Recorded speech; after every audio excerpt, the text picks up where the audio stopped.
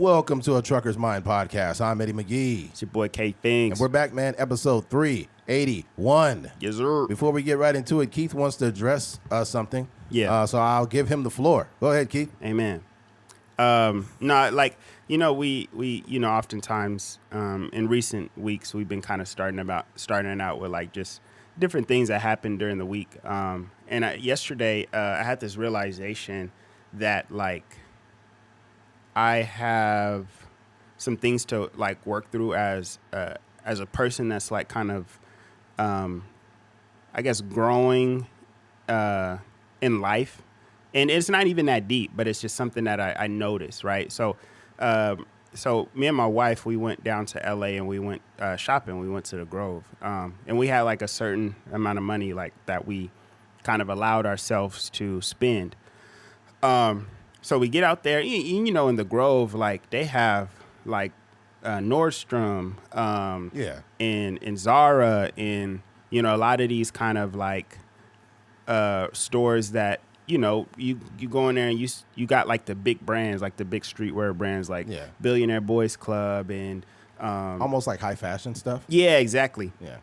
So you might spend like $80 on a T-shirt. Yeah. You know what I mean? You might spend like $115, $120 on a pair of jeans. Right. Which is something like I'm not even. It feels weird to even say. Absolutely. Or when I'm looking at the tag, like I'm like, dang, this is steep. I'm going home. Yeah, exactly. I'm used to shopping at Marshalls and Ross, where like, you know, buying the irregular T-shirts. Right. Yeah.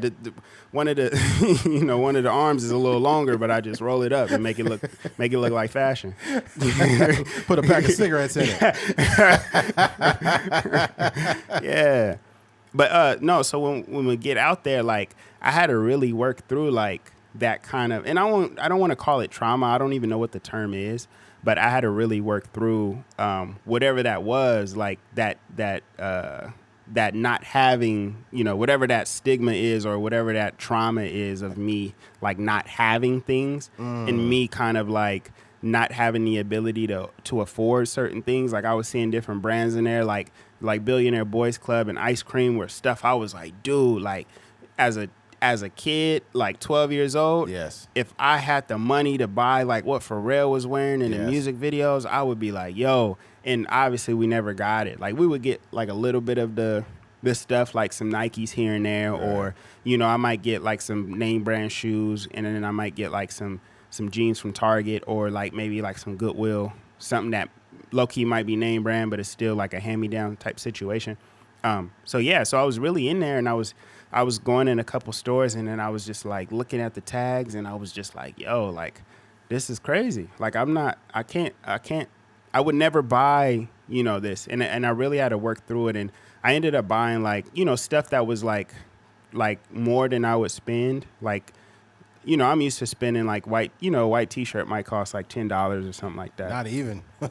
I mean, not, yeah. Right. I mean, I got some white T-shirts on Amazon for $10. Oh. But yeah, white tee, like you might go to like Chester Outlet and get like a T-shirt or something like that.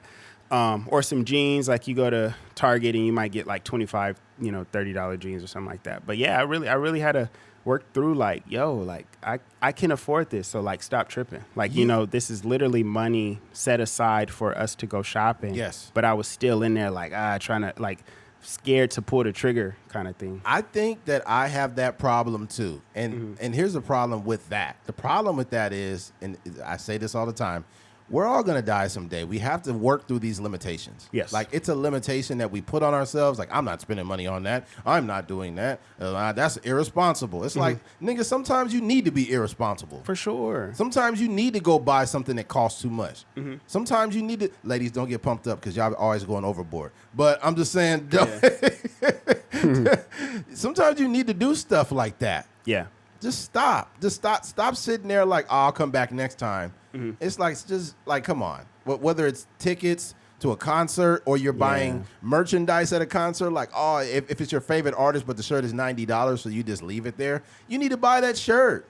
Yes, 100%. You need to buy that shirt, man. Yeah. It's a part of the experience, and if you're blessed enough to have the money, do it. Yeah, and I will say, like, there have been times where I've been irresponsible, where it's like, you know, I might have bought the shirt or shoes or whatever. Like, you know, when I was in college, I would get my financial aid, And then I would go buy some Jordans when I only had like $1,000 to my name, but for whatever reason, I'm buying $200 shoes. I've been there. Like, you know, that type of nonsense. But this was like a weird experience where like I'm kind of living in abundance, and not that I'm rich or anything. Right. Like, it's just like And abundance for you. yeah, I have enough money for my bills, and then I have enough money to go shopping. And I just was still feeling like the, 20-year-old kid that's like struggling to, for bus fare to get to school and stuff like that. I think too as well. I think that we have to be careful. I want to just say as men, but as people, we have to be careful with that behavior too, because you don't want to make it a harder time on your partner than it needs to be. Because if let's say she's out and she's like, "Ooh, I love this. Oh, I like this. I like this," and you're struggling to work your way through getting it, it can kind of damper the fun a little bit. Yeah. Because you're this guy that's all uptight. But here's the thing.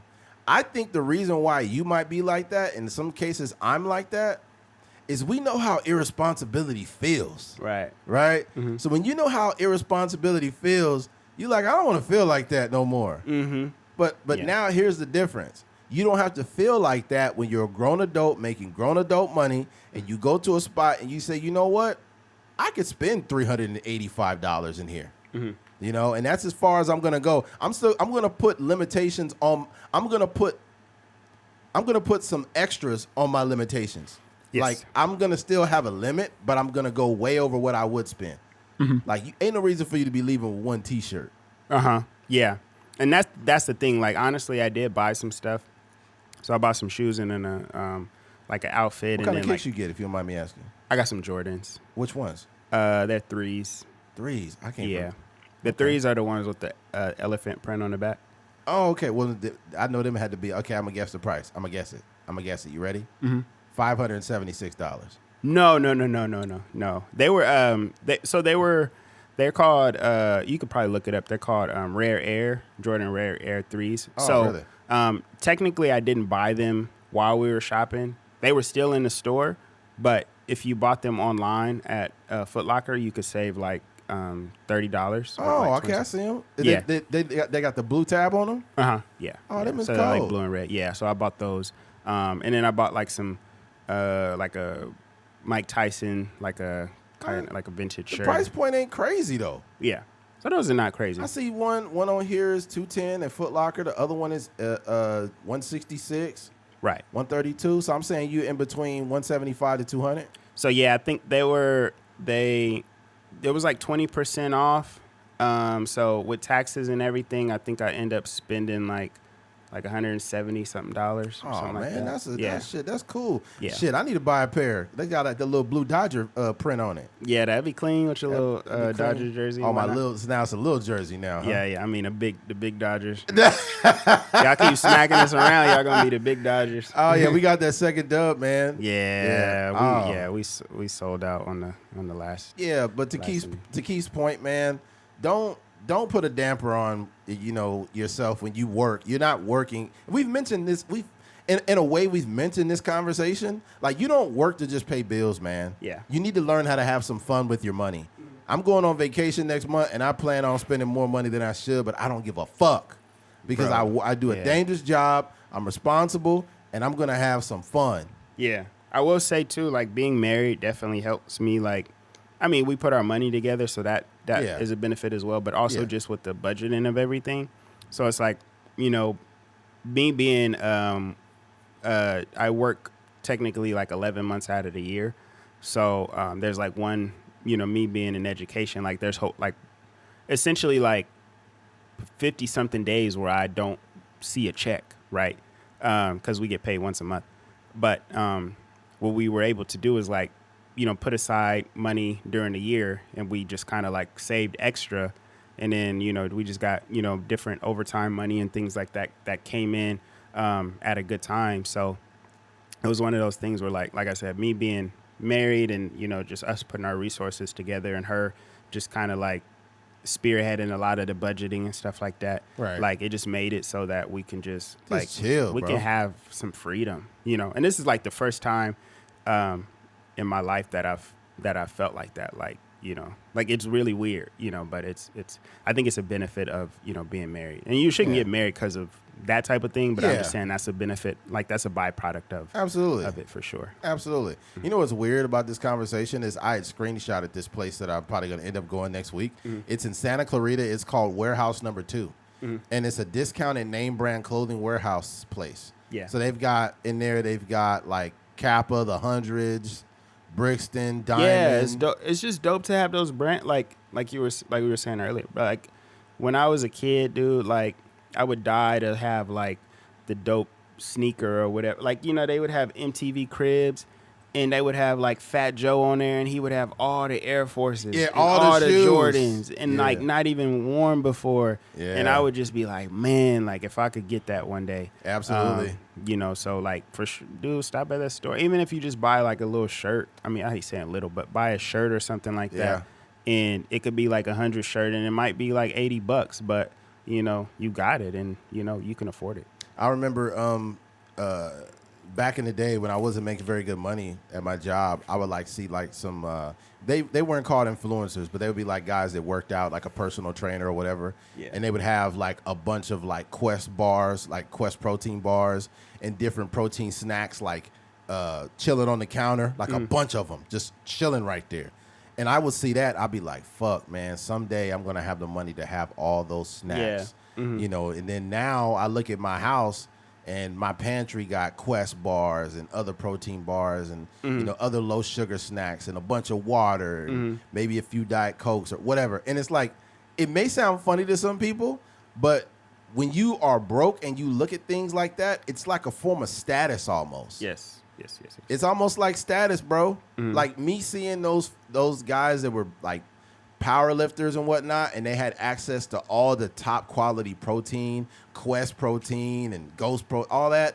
It's just a trip, bro. When you make it to that space, and now you have that stuff. Don't take that for granted, dude. For sure. And I think like we could close it out, but I think that it's like there's a lot of people out there that's just in limbo, like don't really know what they want to do with their life or whatever. Yeah. And I think me and you are both testaments. Like we done made like maybe altogether like $60, maybe like $70 from like our podcasting. We pour more money into it than we actually make from it. But in our lives, like we're succeeding. And for you making that decision to, go get your CDLs, for me, just finishing my education, and now I have a career that is a byproduct of that education.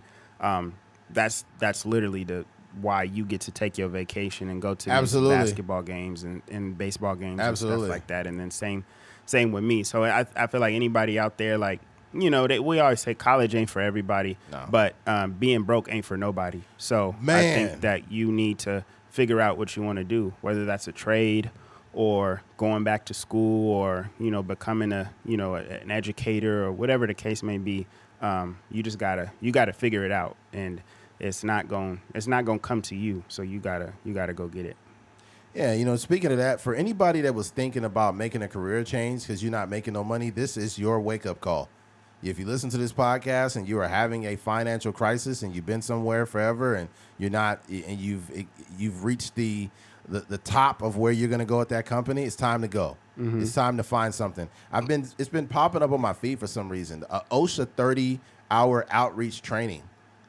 It's a program designed to provide supervisors and workers with comprehensive training on workplace safety and health hazards. So I don't know why it's on my heart to say this, but if you're listening to this, do this because it will allow you to be, safety personnel at certain jobs. And I've been seeing people get their OSHA 30. So do that, or get your welder certificate. Yes. Out here in Bakersfield, we got a place called West Tech, or you get your oil field passport. If wherever you live around the country, if you have oil fields around where you live, or you have refineries, get your oil field passport. Yeah. And get out there. You may not love the job, but it's going to be a stepping stone to make you more money so you can enjoy your life. 100%. If you're only making enough money to pay your bills, you're not enjoying your life, and it's not fucking fair. Okay? It is not fair. You deserve better. Your family, your kids, you deserve better. You and your wife or your girlfriend, y'all deserve better. 100%. Because the truth of the matter is, if you with a girl and you not making no money, I'm sure she wants some nice things, but she doesn't want to tell you that. Yeah. You know, she doesn't want to tell you that. I'm sure she wants to maybe go take some trips out the country or even in the country, but you don't never got no money. And you may not be a bad guy. You may be a great dude, but you're not making enough money to do anything. Yeah. And that's the thing. I think a lot of women, I think you can love somebody, but there is still like, I think it's money, right? Mm-hmm. Like the physical commodity, Right. But also it's like a nurturing, like a biological thing as Yes. well. Like because I think somebody that's making money is safety. Yes. You know what I mean? And I think for me, like my wife makes more money than me, but at the same time, like I hold my Really? Yeah, she Wow. Because she's been in the game a minute. Yeah, she's been in the game a while. Okay. But yeah, she makes good money. But you know, at the same time, like I make decent money as well. Yeah, it like doesn't I'm not mean broke. anything. I'm not broke out here. But yeah, she make more money than me. And I mean, not by like a long shot, but it's definitely like, you know, when you look at the pay stubs, it looks a little different. Yeah. But at the same time, like that's okay. You know what I mean? 'Cause Right. I feel like if you're, say you're married to like, let me see, like, what's the light skinned girl's name in Spider-Man? I forget her name. I don't know, man. Hold on, let me see. She dating Tom Holland. Oh, Zendaya. Yeah, Zendaya. So if you're dating a girl like Zendaya, and I don't know what that looks like in their relationship, but she might make more money than him. You know what I mean? Absolutely. But he hold up his end of the bargain because he's like a draw as well when it comes to, you know, movies and stuff like that. But I don't imagine like anybody in that position, like a Serena Williams or somebody that's like, or Rihanna. Like Rihanna is like up, and A$AP Rocky is like, you know, I'm sure he make bread because he's a model. Yeah. But it's just like he's still contributing to Absolutely. what's going on, and he could still buy her like flowers or whatever when they're You birthday. buy her more than flowers. Yeah, I'm just saying. He got bread, but I know what you mean. Yeah. Mhm. Yeah. Also, too, man, I think that the money thing, you said it's safety, and that's true. But it's also like if I'm making really good money, like I want to take care of you because I'm in a position to do that. I'm blessed enough to where I can take care of you. However, I don't want, if I'm not in a position to pay for everything, I'm not doing that shit. Right. Hell no. I'm not going to break my neck and do that because it's not going to be any fun for me.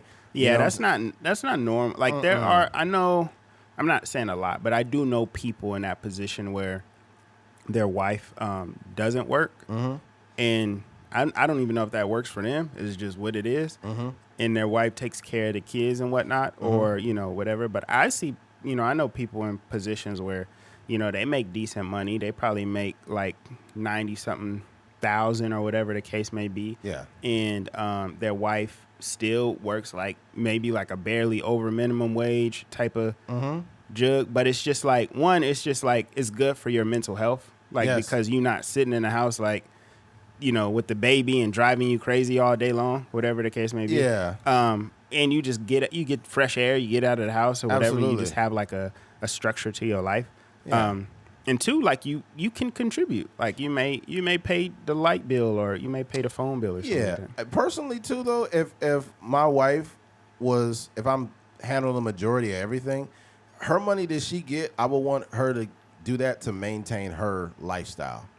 So, like, if you want the nails or this or that, you can do that. You got a job, right? I'll take care of everything else. You know, but you can't expect. Now, here's the difference. Here's the difference. If I'm doing real good, then you can keep everything. Yeah. And I'll pay for everything. But if I ain't got it like that, I'm not going to be one of those dudes like, I have to pay for everything for my wife because I don't think that anybody should be breaking their back. Take like, those shackles off, man. Yeah, you shouldn't be working like 50 days straight just to like support your wife's like, you know, her freaking plastic surgeries and whatnot. Yeah. That's not for nobody. Babe, I need my lips done. It's like, no, you don't. They look like sausages. Fuck. That's coming. All right, man. Let's move on from here, man. All right. Shout out to Keith, man, for sharing his life experience with us. Yeah. All right. We need more of that, Keith. All right. All right. Let's get right into it. A fan faked a medical emergency to get Russ's attention. All right. And this is actually very scary. And this is what happened. This is what Russ said on X. Let me make something clear that I thought the average person would understand just based off common respect, but alas, it's disrespectful to disrupt an artist's performance, period. But especially by faking a medical emergency just to force a moment that's what happened. I stopped the show out of genuine concern, only to realize it was a ploy to get my attention and show me a gift. I didn't accept it because that's not showing love. That's hijacking the show. Mm-hmm. It disrespected me, the performance, and the fans who were there to be present with the moment, with the music. What made it worse is someone from the group then moved down into the pit, disrupted the experience for other fans, and tried again to force the moment. That's when I said enough is enough. And now I'm being told I was disrespectful because the gift took a long time to make. But here's what's wild. I spent years making this music. I spent time and intention curating this show and this set list. You can't demand respect for your time while actively disrespecting mine. If you truly support an artist, you support the art while it's happening. You don't interrupt it and center yourself. That's not support. That's entitlement. If someone really wanted to give me something out of love, they'd find a way to do it without disrupting what I'm there to do. Thanks. How beautifully articulated was that? Mm-hmm. And you know what? I'm going to say this. The biggest problem that I have with the whole situation is you don't fuck with medical emergencies. You don't act like that. Because what happened at that Travis Scott concert is the reason why you don't play with artists. Russ is a guy that is probably cognizant of what's happening all around him. So when somebody's like, or they have a problem and people are waving their phones like it's something wrong with this person, you're going to stop your set and focus. But then it's just to give you a gift? Mm-hmm. Like that's that's how twisted people's minds are. Yeah. You think that we're about to have this moment. In your mind, you probably said, okay, we're going to fake it like I'm hurt, and then I'm going to give it to Russ, and Russ is going to smile, and he's going to like tell me thank you. It's like, no. Yeah. Russ is there to perform his art. Right. And whenever somebody's there to perform it, it's like somebody busting through the door like the Kool-Aid man while me and fucking Keith are doing a podcast like, hey, what's up, guys? It's like, shut the fuck up. Me and Keith are talking. Go Ain't back. That Fat Albert. Yeah, it is. I feel like you blended Kool-Aid Man and Fat Albert. I did. Oh, shit. Oh, niggas and Kool-Aid go together. All right. I'll take it. But yeah, it's disrespectful when somebody's doing something. I've already told myself because me and Keith don't collaborate too much with other, like we don't have too many guests. But I've already told myself if somebody comes on this platform and they're disrespecting it or disrespecting Keith, I'm gonna have a conversation with them. Right. Like they're not gonna come on this podcast and slight either one of us. I'm not gonna allow that. Mm-hmm. And I'm pretty sure that you defend your art. If you're an artist, it took you however long to write these songs and to curate this music just for somebody to be like, I'm dying. Wait a minute. No, I'm not. It's like, you fucking jerk. Right. I think that like this reminds me of, that's why I love like art in general, but definitely like the medium of like TV shows and movies, because you can say so much and a lot of it like reflect, they say art imitates life. Like right. A lot of you pull a lot from that type of thing. So the show Swarm, with Donald Glover, and when you watch that show, you learn about that super obsessive fan. And I think that like fans in their minds have like these very strong relationships with fans. I mean with like artists, right? And in their mind, like they know these people. I'm sure they bought every Russ album. I'm sure they listen to all his SoundCloud music. I'm sure they have like all the early stuff, and they probably been to like multiple concerts and stuff like that. So they probably feel like they know him. But you don't. Like, these are people that, it's weird because, this is kind of the only space when you're like a content creator or an artist where people are extremely familiar with you, but you don't know these people at all. So I think that, with these one-sided relationships, people can get like very obsessive. And I think America has like very obsessive personalities, like just in general. Like we get very obsessed with like artists. We get very obsessed with like celebrities. We get very obsessed with like TV shows. Yes. To where like it consumes our lives. Yep. And this fucking is Love Island shit. Yeah, I watched the show. But Oh God, no. yeah. But I think that I have a healthy relationship with just like anything. But with this particular situation, like you said, I think the point where you're faking a thing, especially because somebody had passed out and Russ was already alluding to the fact that it was very humid in there and he was just being very mindful of all the things that was going on. But outside of that, I just think that we have this, like, as in generalizing like Americans and generalizing like fans and stuff like that, we just have this unhealthy relationship with like how we can approach these things. And I think it's crazy that like people try to make Russ feel bad for somebody interrupting his entire show to give them some type of like gift or whatever. Like that's wild. Like you are this is a one-sided relationship. Like Yes. you pay a ticket to see me perform and that's all you get. You know what I mean? Yeah. If I feel obligated to like, stop the show and say like, hey, what's up? Or like, oh, I see you out there, whatever. That's my obligation. But Right. for me, I am entertaining like 10,000 people in here. Like it's not about you. So Yeah, and what's crazy about that is me and Keith were at the Donald Glover concert back in 20. Was that 20? No, it was 19. Wait, no, that was 18.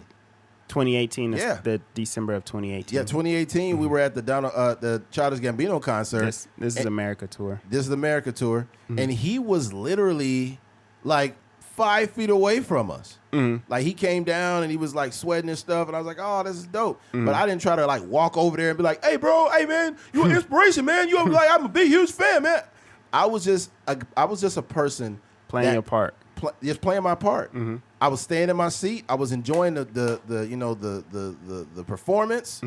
I wasn't trying to make anything about me. I think Right. that people that do this, they're just like mentally disturbed. Right. They've literally think they have a relationship outside of the music. That's why what's his face is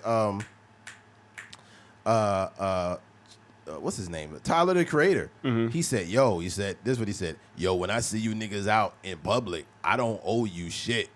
Like I already made the music, nigga. So if I tell you like, yo, get the fuck away from me, nigga, then that's all I'm doing. Yeah. And it's like at the same time you think about it, it's like that's kind of messed up, bro. You shouldn't do that. Right. But at the same time, it's Right. like you don't. But you got it. That's the thing. Like I feel like fans don't.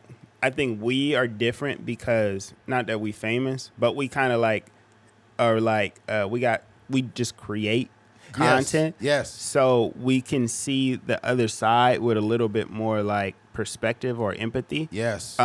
So in my mind, like I don't know if I would like stop for every fan or every handshake or whatever. It has the to case get may be. exhausting. But yeah, you can see like if you get approached especially like if you're in LA or wherever he is, like, and there's people that know who he is. And, you would think like, and you got to think like in the mind of the fan, this person is like very approachable because I've been Yes. to all the concert. I've watched all the shows. I went to the interviews. film festival. Like you said, you listen to the interviews. So you're like, oh, that's Tyler, the Creator. I'm going to go and try to crack a joke with him or like ask him to do a little quick reel with me, whatever the case may be. And he like, no, like I am an entertainer. And when I shut down, when I'm just, I don't know his real name, but I'm sure his name's Tyler. But like when I'm just Tyler and I'm just walking around, I'm trying to go shop or I'm trying to get some coffee or whatever. This is my time. Yeah, I'm not on 10 right now. I'm No. just chilling. It's like walking up to Logic, like I was gonna kill myself, but you saved my life, man. Thank you so much. And if Logic's like, hey, I'm with my family right now. Right. And they're like, You gotta respect No, that. I hear you, man. But you saved my life, man. I just want a picture, man. I just want a hug. I want a picture, want a hug, man. I just want a picture. And he's like, all right, motherfucking nigga, goddamn. Yeah, so I think that we have to learn to. It's kind of like I think Eminem was one of the first artists to put this out. Yeah. Like that song, what Stan? Stan, yeah. He created the term. He created the term, and it showed this obsessed fan that was following him around, and he was so crazy that he ended up killing his girlfriend and stuff, and driving off a cliff or whatever. No, he drove off a bridge. Yeah. I was like, and it's basically he took what? I'm surprised I'm thinking about off the back of Swarm.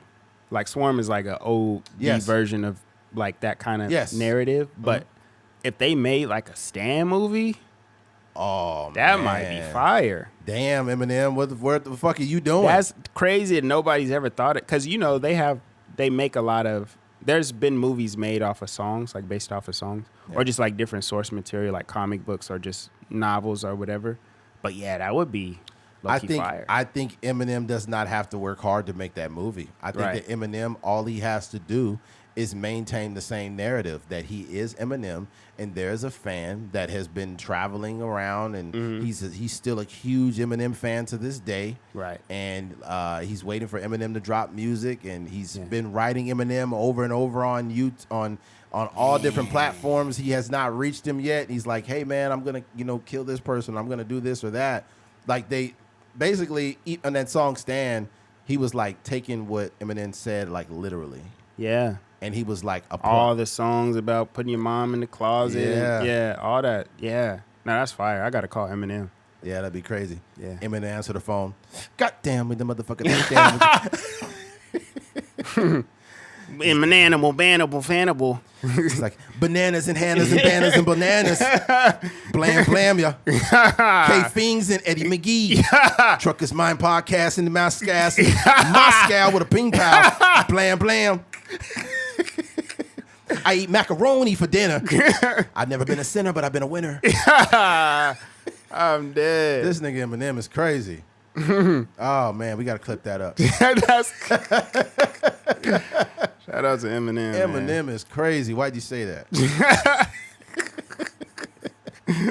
Oh, man. Dang. Oh, man. But, yeah, you guys get the point, man. When you go to these concerts, you still need to have an internal code of conduct. As an adult, you should have a baseline of how you conduct yourself with any scenario, not just at concerts. Like when I'm around women in public or whatever the case, I don't have certain conversations around women. I don't go into women's spaces unless I feel welcome in that space, just because I don't want to make a scene or cause any problems. And it's no different than in any other place. Right. Like when I go into an establishment, let's like going into the library. Like, are you that person that goes in the library and you're loud? Like, don't do that.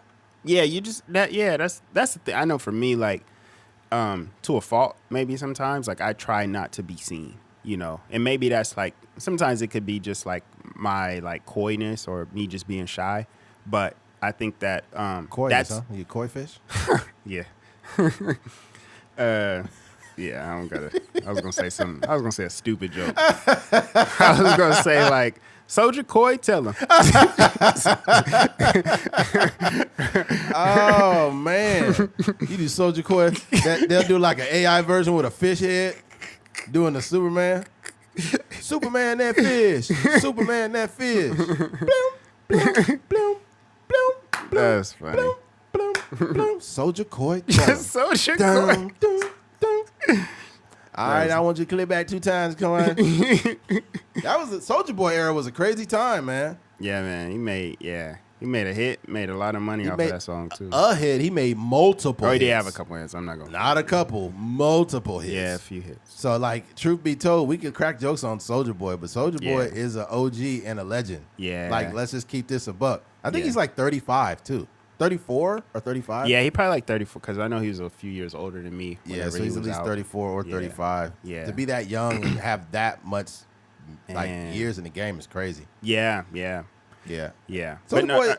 Oh, go ahead. You know you got it, dude. No, I was just saying that I think I forgot where we were getting at, but yeah, I just think it's important to we got to definitely make that movie, but I think outside of that, like we as regular citizens got to be able to pull up, to places and understand that whatever our role is, like if you are in a concert or if you in church or whatever the case may be, I just think that a lot of people like to draw attention to themselves, and that's not healthy. And I think in those situations, you ruin the experience for other people.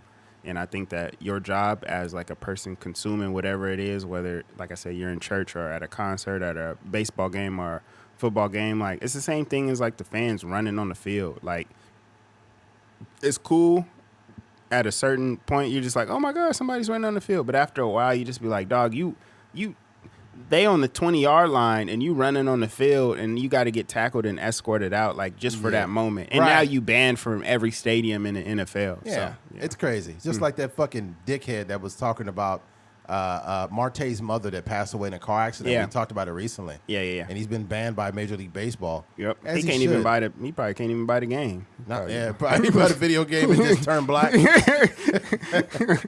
right. Well, I think we've exhausted this topic. Yeah. All right. Let's move on. Let's move on to the next topic. Can't stop it. I got a rocket and topic and dock it. It's the next topic. Rob it. And bop it. Cannibal Ranimal. I'm a Ranimal. Spanimal. All right. Shout out to Eminem, man. All right. Switching gears. Georgia teen Sarah Grace Patrick accused of killing mom. Stepdad and posted TikTok videos for sympathy. Asked true crime influencer to cover parents' murder. This is just okay.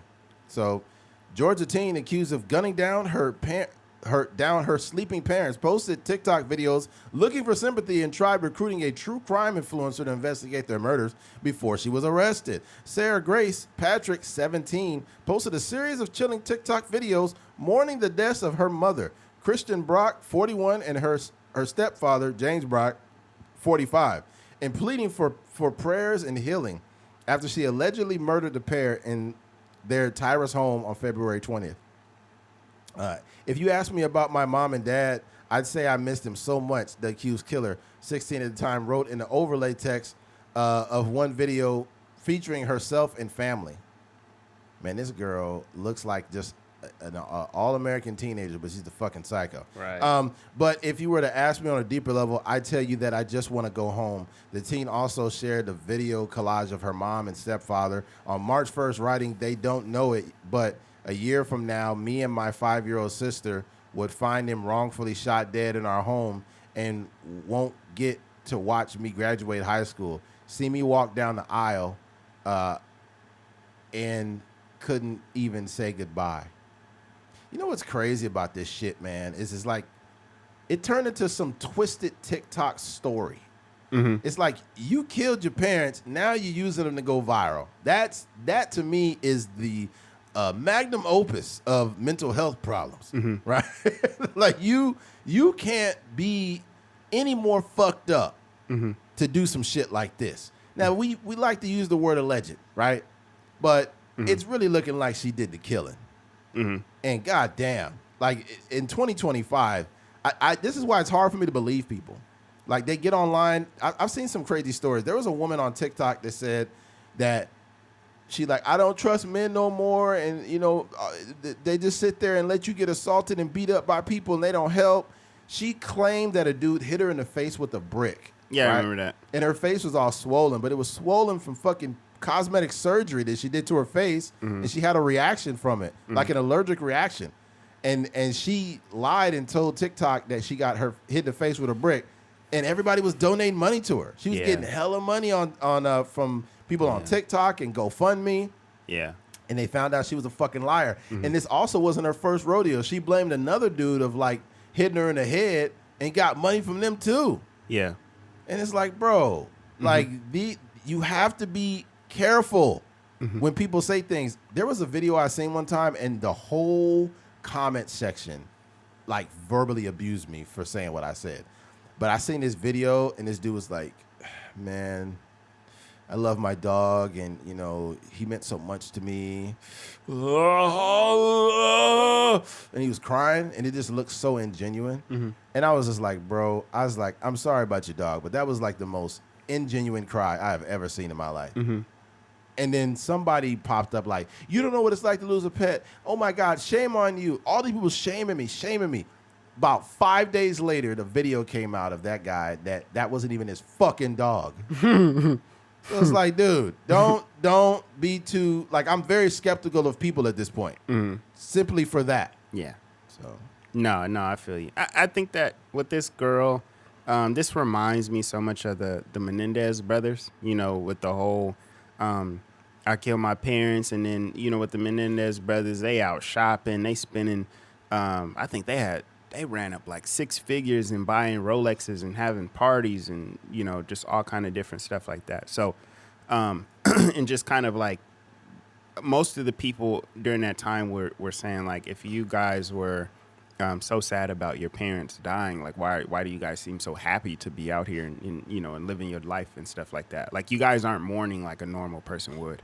Right. And I think that with this girl, it kind of reminds me of that. So I will say, like, a caveat, we don't know what the situation was. We don't know, you know, if there was some sort of, like, self-defense or, you know, if there was some sort of abuse going on or whatever the case may be. All we know right now is that the 2 people are dead and, you know, the girl was acting like she didn't do it until she eventually turned herself in. I think the biological father and her went to, went to the jail or the police office or whatever, and then she turned herself in.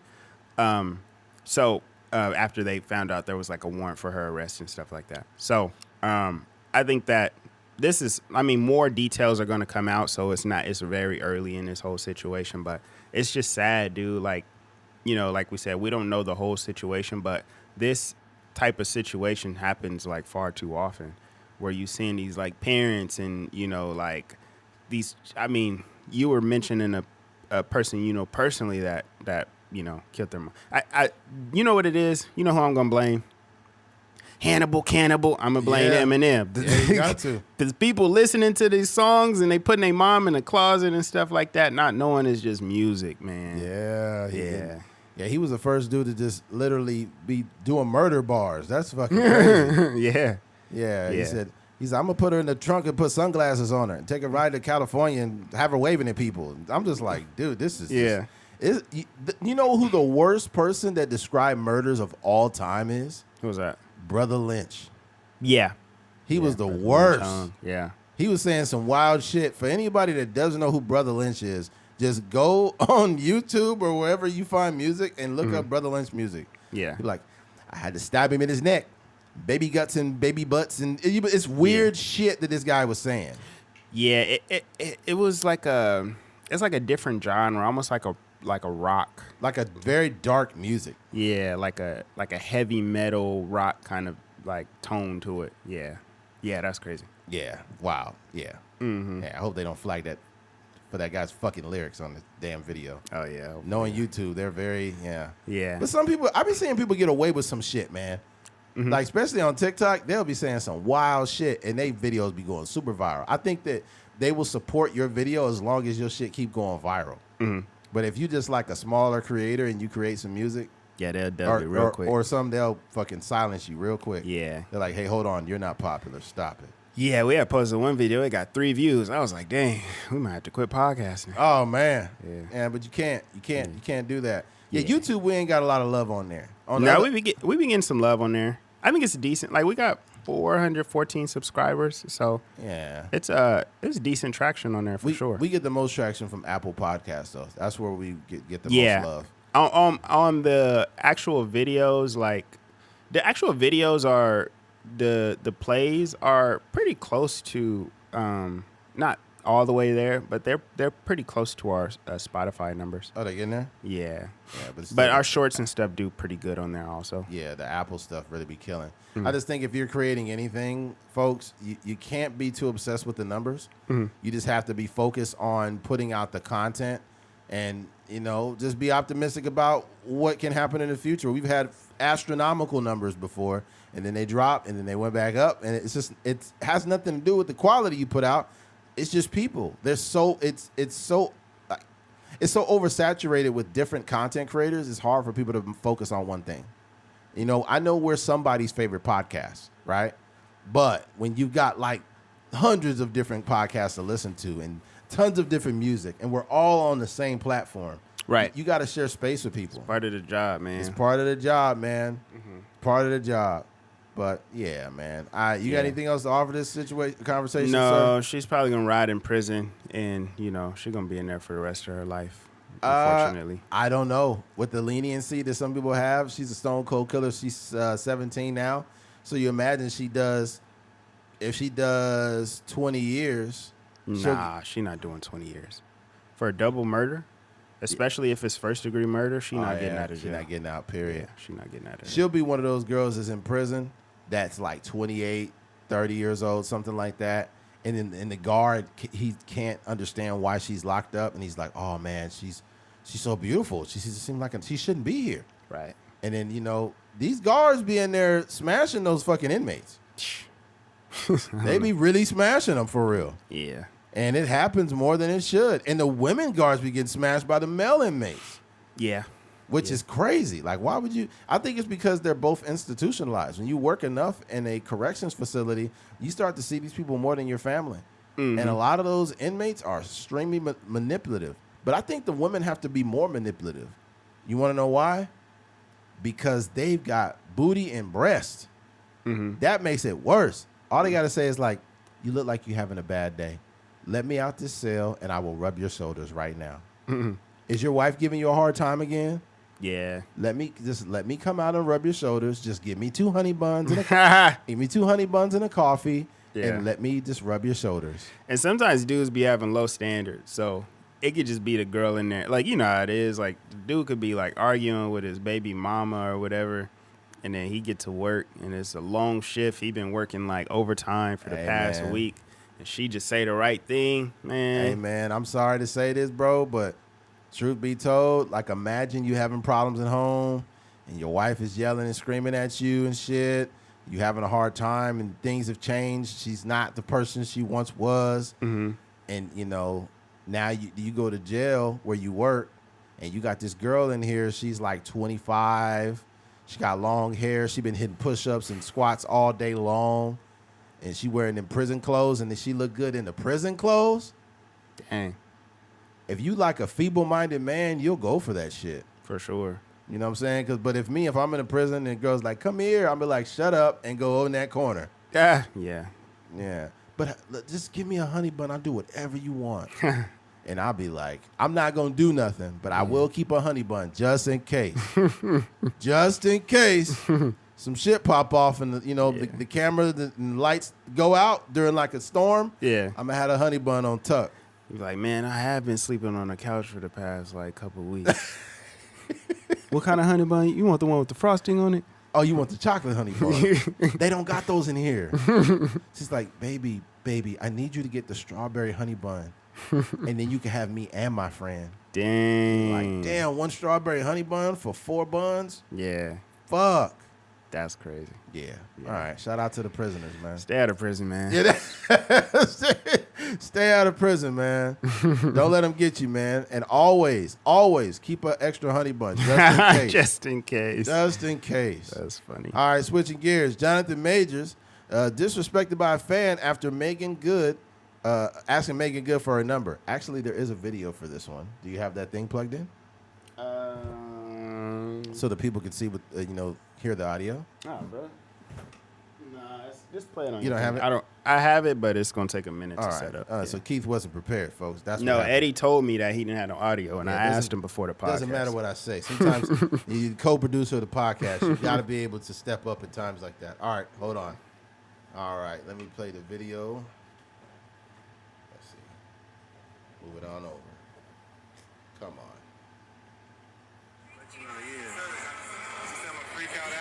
Can I get a picture too? Possibly like a number if that's fine. Oh, thank you, man. I said like a number. Whose number? My number? No, this is my man. Something, bro. Oh, I didn't know. Actually, beautiful in person. Just to let you know, yeah. I'm a freak out after. Can I get a picture too?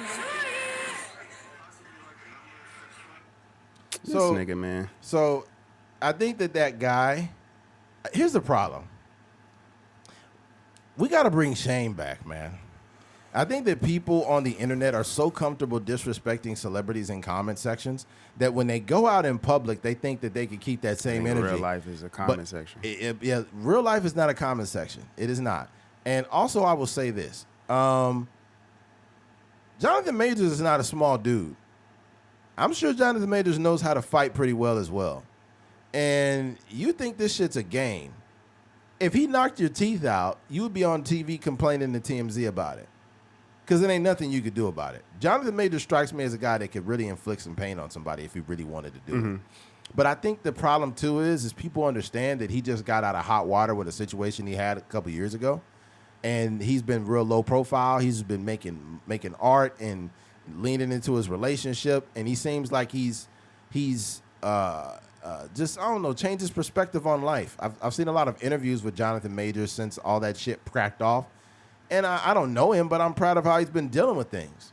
Mm-hmm. And with that situation, it's a testament. Like, somebody is asking your wife for her number, with you right there. If I see another look, let's be clear. It doesn't have to be Megan Good and Jonathan Majors.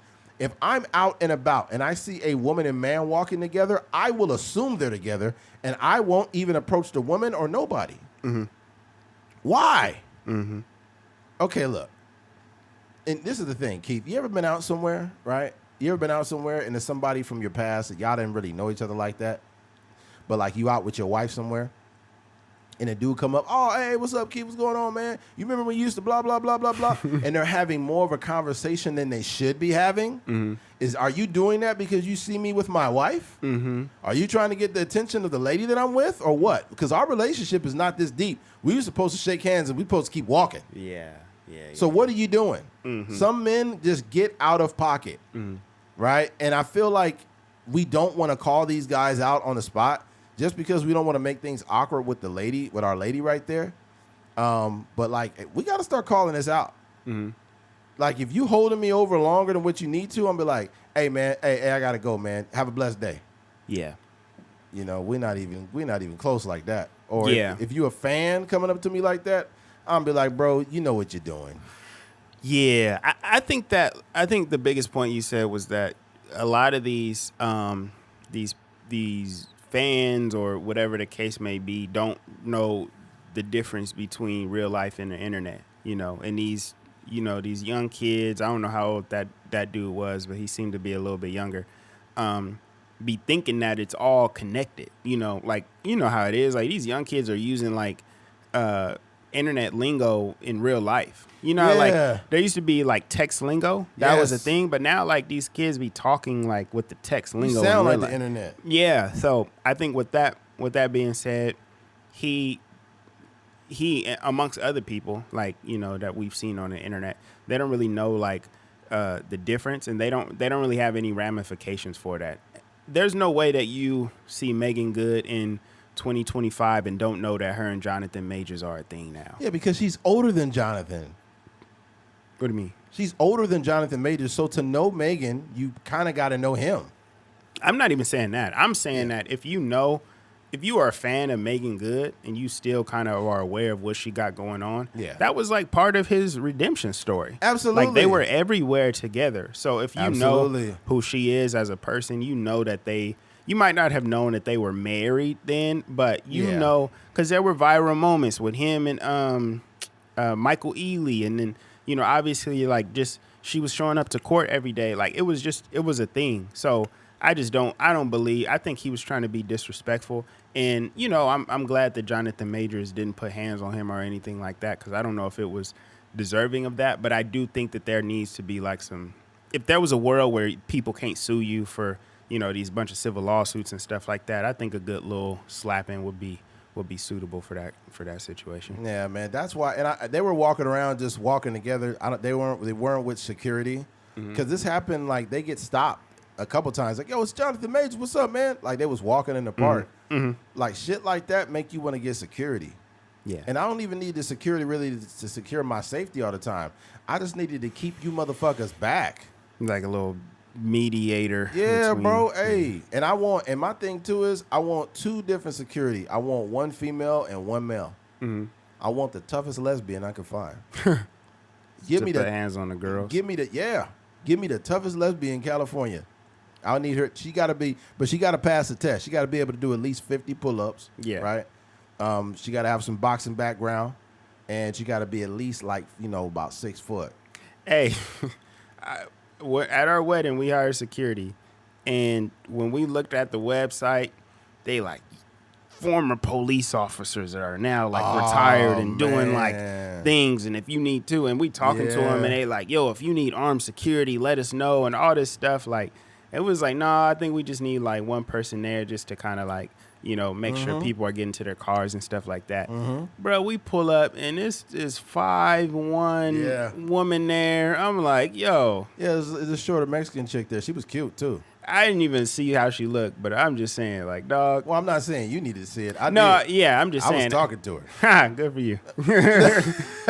But just aesthetically, I'm like, dog, this is what we paying for? Yeah, man. Yeah. I'm saying I get what you're saying. I know you're saying like just to be able to handle both genders. Absolutely. For me, I don't necessarily think that it's not illegal for a man to put hands on a woman. I think that's more like a societal thing. Absolutely. It's illegal for you to put your hands on anybody. Absolutely, 100%. So, yeah, I think for me, I need an offensive lineman type, dude. Well, maybe it's just the way my mind works. Yeah. I just think that if a woman gets out of pocket and she's disrespecting my wife, it just looks better when I say, "Hey, Rhonda, can you take care of her?" Yeah, slap her up real quick. And then Rhonda just fucking throws her in traffic. I won't say throw her in traffic. Ronda Rousey. Rhonda is like a global tough chick name. Oh, okay. I thought you was going to hire Ronda Rousey. If it's a woman named Rhonda, there's at least an 80% chance she'll fuck you up. Rhonda, yeah. Yeah, Rhonda is a tough chick name. What's another tough chick name? So you got Rhonda. I would say probably like a woman with like an old school name that they don't really come out with no more, like a Mitzi or something like that. Mitzi, okay. Like a Mitzi. Like she got in a couple fucking bar fights, bro. Mitzi, Rhonda. I think like a Raquel. Oh, God. Raquel probably got hands. She probably got a tribal tattoo on her back somewhere. She got one kid. Her baby's daddy is ex-military. Like, these are the tough chicks, bro, that I need as security, man. That's the one I need. That's what's up. Yeah, but once you start getting into all those soft names, that's not going to work, bro. Yeah. You got a girl named Brittany as your security. That's not going to work. Brittany not going to do it. She got a big old thigh tattoo, and she just going to get beat up, man. I can't have that. Yeah, unless she's tall and her last name is Griner. Oh, yeah, that's different. She might be a good security guard for you. By the time she's my security, she'll be like, yeah, just call me sir. I'll be like, are you sure about that? My name is Brian now. Oh, yeah. I'm not calling you that. I'm not calling you that. You see what she said? They said, so how does it feel to be a new mother? And he's like, you mean Pops? Dang. I'm Pops. That's what she said. Oh, dang. She said, I'm Pops now. I don't know. I'm not familiar with did they get like her and her, because she married, ain't she? Yeah, she's married. Yeah, so her wife got a baby now? Yep. Dang. Yeah, that's I'm different. Pops. Yeah, I'm Pops now. I would have fucked if I was like an interviewer. I would have fucked with her. It's like I'm Pops now, or like the cereal Pops. Yeah, I gotta have my Pops. That's like a what do you call it? Last of Us situation. Oh yeah. Oh yeah. Great show. All right.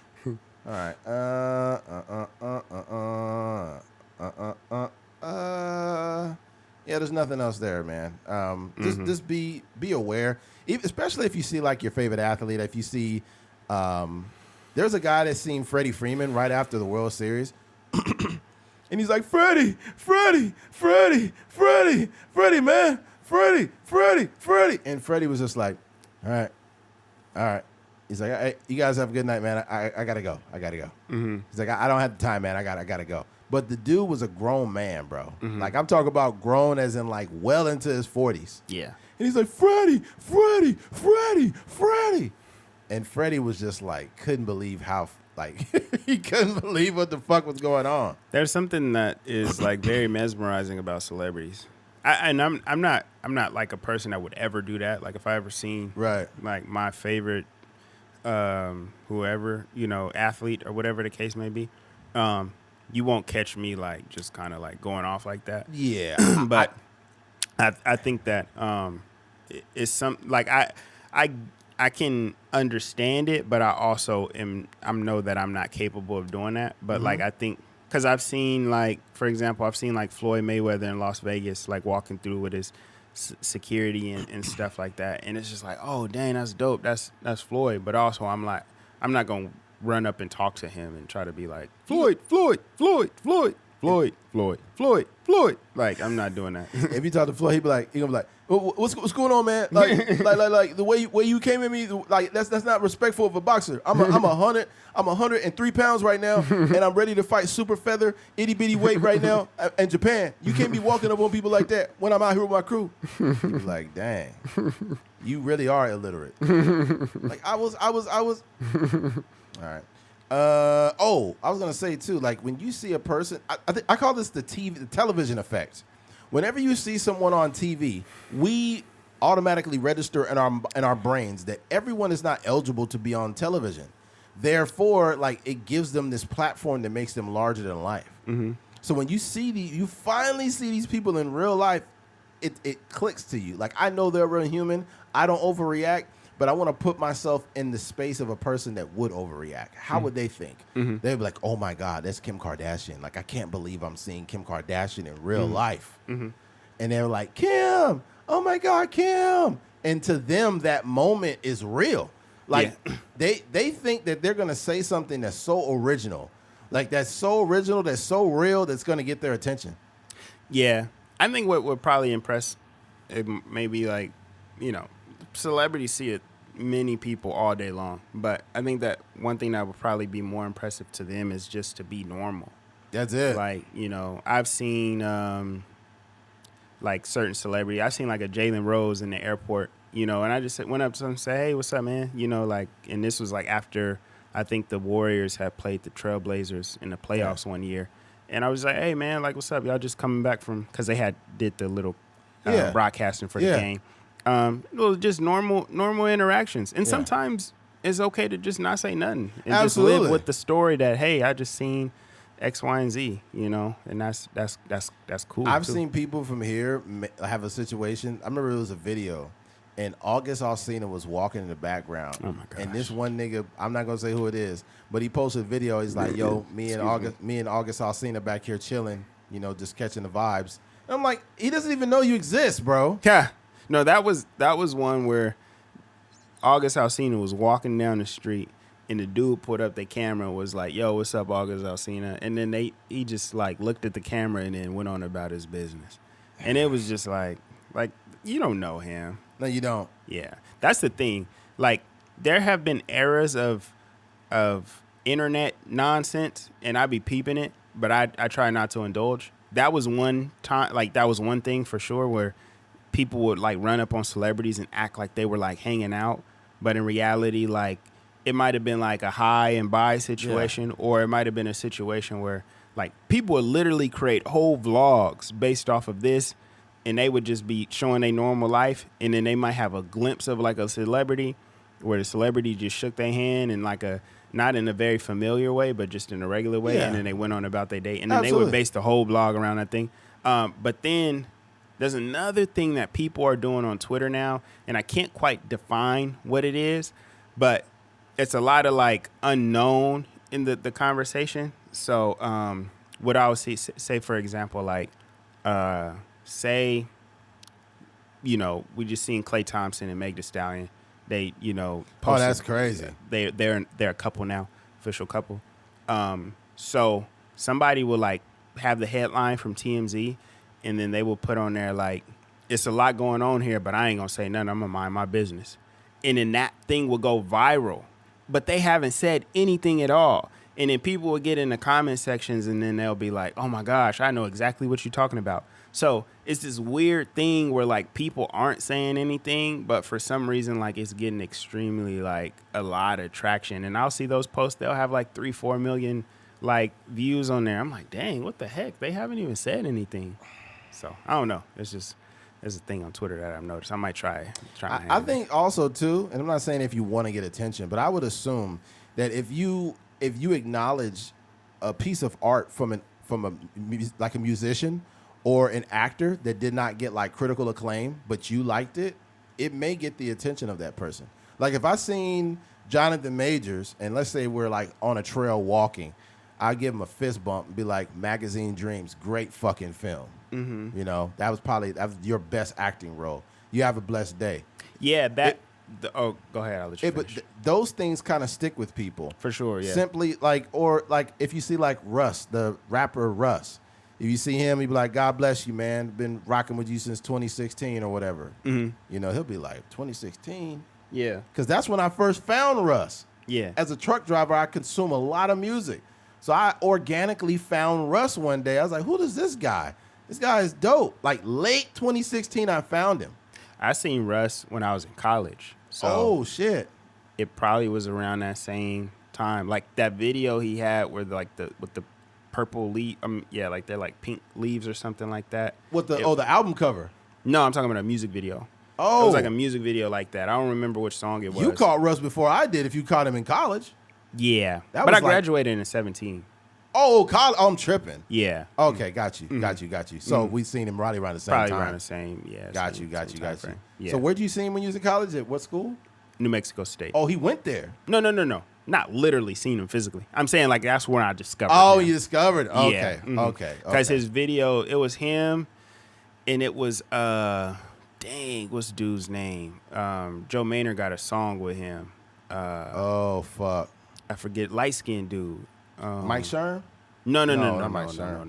no. He's light skinned. He kind of make that kind of like R&B kind of rap kind of songs. Let me Oh, see. man. I'll have to find his name. But anyways, like I seen both of them when I was in school because, you know, like they had like a huge like Russ.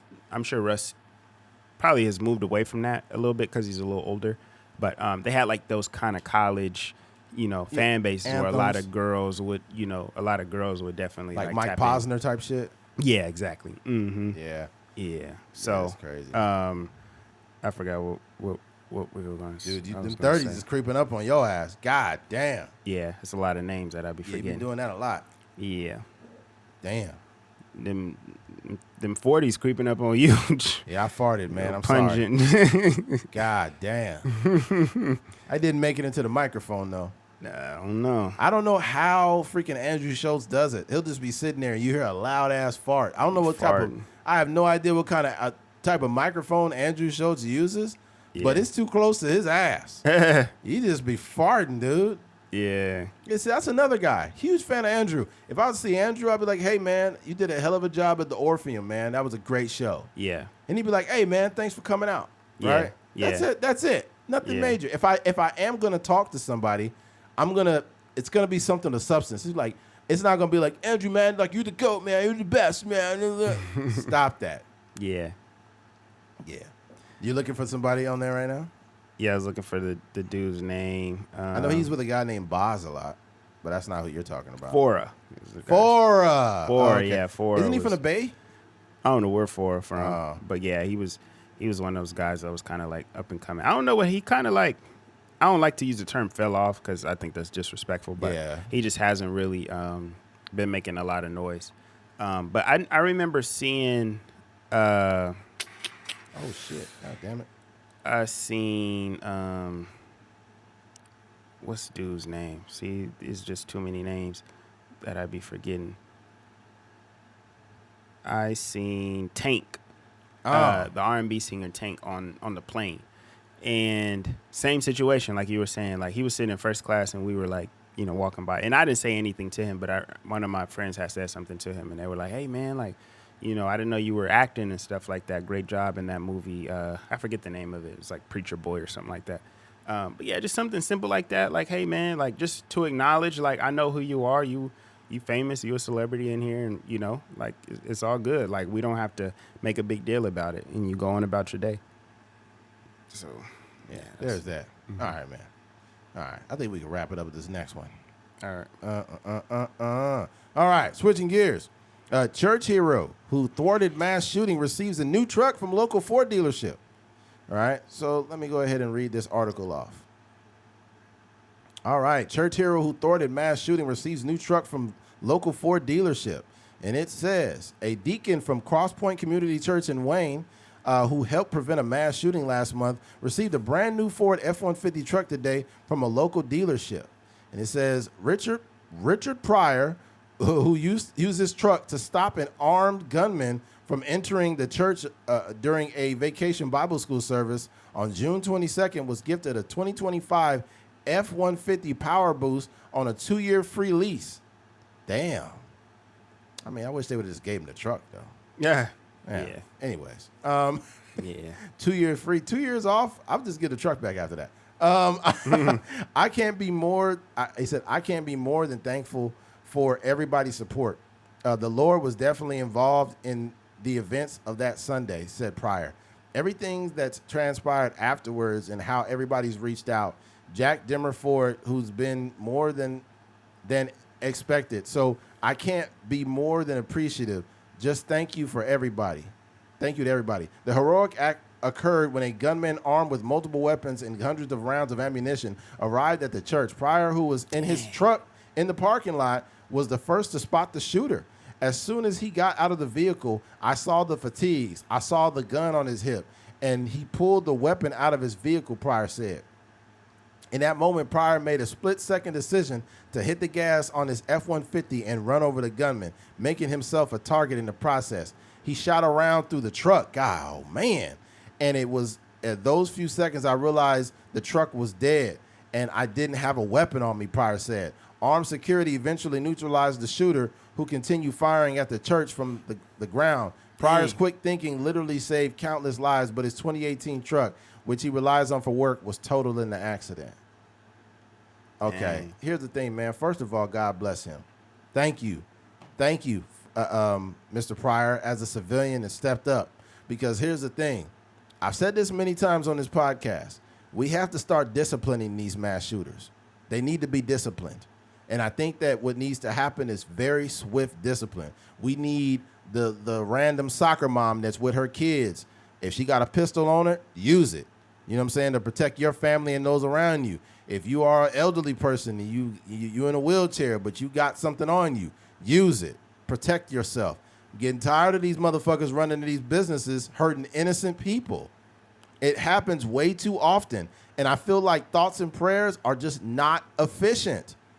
I feel like the power of prayer is great, but it should not it should stop being used after a bunch of people are affected and everybody's family is lost.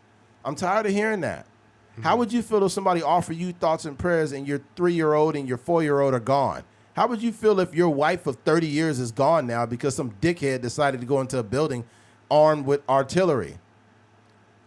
Man, you give me that truck 10 times out of 10, I'm running him over. Mm-hmm. Okay, no, this shit has to stop. And to make it worse is that these cowards have infiltrated every single space that we have. They've went to churches, they've went to theaters, they went to grocery stores, they went to Walmarts, they went to everywhere. We have to discipline these people. So when they get out their car, they understand that they only got so long before somebody run their bitch ass over. Right. Look here, man. I know life has been hard on you, and you're mad, and you want to take it out on people. But let me be clear: you won't get the opportunity if I'm in my truck. I got a new motor in my truck. I'm gonna use all the power in that motor and run you the fuck over if you do that shit. Mm-hmm. It's not okay. I'm just so. I don't want to sound like a broken record, but I'm so sick and tired of seeing these guys' pictures on social media or on the news. The next time I see a picture of one of these motherfuckers, I want it to say, the deceased shooter never got a chance. The deceased shooter did not get a chance to draw his weapon. The deceased shooter was stopped by a civilian. That's the headlines I want to see. Mm-hmm. We get more of those headlines, everybody's going to... It's no different than what's happening in the Bay Area with all those fucking carjackers. I hope them carjackers start getting their ass beat. I really do, because as a community, it's not okay for random, regular people to be in fear of someone doing evil acts on them. If you're a mom, a single mom, and you're in a van and you got to pick up your kids from school, but some dickhead decided to carjack you, that's not okay. Those people need to be disciplined. Mm-hmm. I know we live in a society where it's like, no, just call the police. You don't need to do anything violent. I understand that.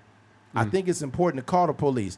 But there's certain times where it is completely insufficient to pick up your phone and call them. Because by the time you call the police, 18 people gone, 25 people gone. You know, a car has been jacked. I think as a human being, believe it or not, if it is on your heart at that moment, you have a responsibility in that moment to do something.